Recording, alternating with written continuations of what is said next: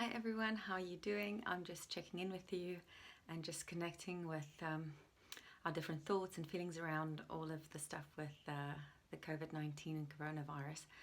And just obviously there's a lot of questions, people have a lot of fear and anxiety. We know that, we all are feeling those things, but there's also a lot of questions about where does this come from, who's orchestrating it. And I'm just going to briefly touch on that for a moment and to just remind yourself that each of us has a different view about where we think this comes from. When we talk about what we want to see, we tend to look for stuff in the media and in social media and online and videos and documentaries and stuff we watch that resonate with us. So first, just remember that we are all different. We all have different flavors of how we want to live that out. And there isn't really a right or wrong way of doing this. If you want to believe a specific way that it's done by governments or by higher powers or by people high up with finance, then that's absolutely fine. If you want to believe that it's nature just working itself out and resetting itself and to show us something, and if you think that it's just a random event, whatever your view is of this, the important thing is to remember to not judge anyone else's way of being, because we're not no one knows whether they're right or wrong, and it doesn't really matter what is right or wrong. It's more about standing where you are. What I would like to emphasize a little bit more is not whether you choose to believe these things, but more on what does it give you. So when you have a specific view and you are following and looking for the evidence of that view, and you can find enough evidence to substantiate because you've got other people on the same wavelength as you trying to figure it out and giving you the information on that. So it's not so much about having that view, it's about what does the view give you? Is it giving you a sense of inspiration and you feel good about it and it gives you and you take action on it? Or is it something that instills fear, turns you against people, looking for a scapegoat, someone to blame, someone to point the finger at and say, oh, now I get it, it's this is why it's happening, I knew it all along. And the feeling that it creates inside of you is actually quite important. When we are saying, oh, I'm feeling stressed and I feel overworked and I've got all this stuff going on in my head and old patterns that keep running, I can't get rid of them, but yet we do the same things. We go and look for the same information. We keep creating the same state of mind over and over again. We're not going to break from that pattern. If you want to break from certain patterns and beliefs about yourself, about the world, about your finance, about money, about your career, whatever it is, if you keep looking down the same road, you're going to get the same answers.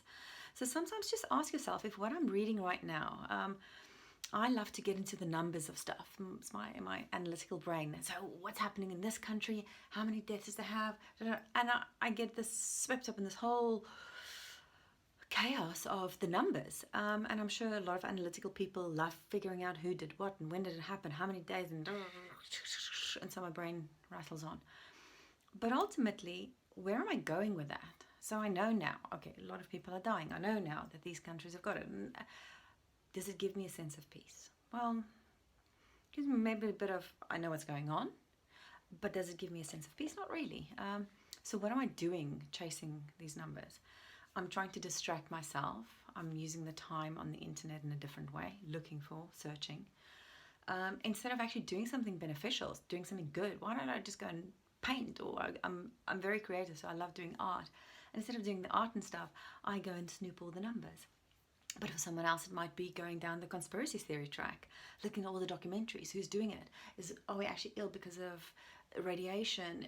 The pylons and things of the cell towers are being put up. Is it the government? Is it the 1% of the 1%? Is it nature kicking back? And this is a natural phenomena created by some natural disaster that is supposed to reset us and the whole world. Of course, those are valid opinions and those are valid flavors and avenues that you can go research in. However, don't get stuck there. Don't get stuck on the internet for hours and hours watching more and more and feeding, that internal fear and concern. And oh, look, it's worse than I thought. And oh my God, what's going to happen? What are you going to do about it now that you know? Just ask yourself that. Now that I know this, what am I going to do? And if you're not prepared to take an action and change that, it doesn't really matter. because tomorrow it might change. Someone else might come up with another view, and it just preoccupies your mind, and it takes you away from what is important. What is important right now is to take only what you can carry, emotionally and spiritually. Not so much physically, because you're not going anywhere. But on a spiritual level, the message that I got was, take only what you can carry. If someone said to me now, hey, get in your car, something's about to happen, kick off, we need to leave, what am I going to take? You know, and that's what you've got to reassess for yourself as well.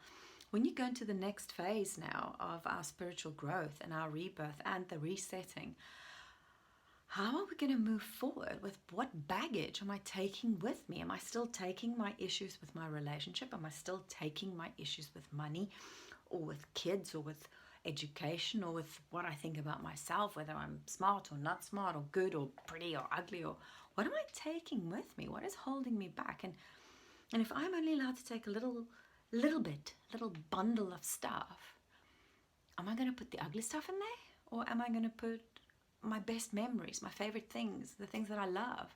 I mean, in reality, I would take all my precious things like photographs or diaries or something of my kids, you know, their soft toys or things. So what I wanted to say is, sorry, I just got a power cut there on the phone. Kind of just running off. When you're moving forward from here, when all of this is said and done, and we've now got the time to actually sort ourselves out, what are you going to take with you? Take only what you can carry forward, that you want to carry forward into the next phase of your self-development. If you don't want to take the rubbish stuff with you that's going to weigh you down, then don't pay attention to it right now. Focus your thoughts, your feelings, your emotions, and getting into a nice space and feeling good and reprogramming your thoughts into a better alignment. When you have a negative thought, negative feelings, to stop, breathe, reset, connect to your inner smile, connect to your inner self, and stop taking all the baggage along with you. It's just not necessary. So that's it in a nutshell.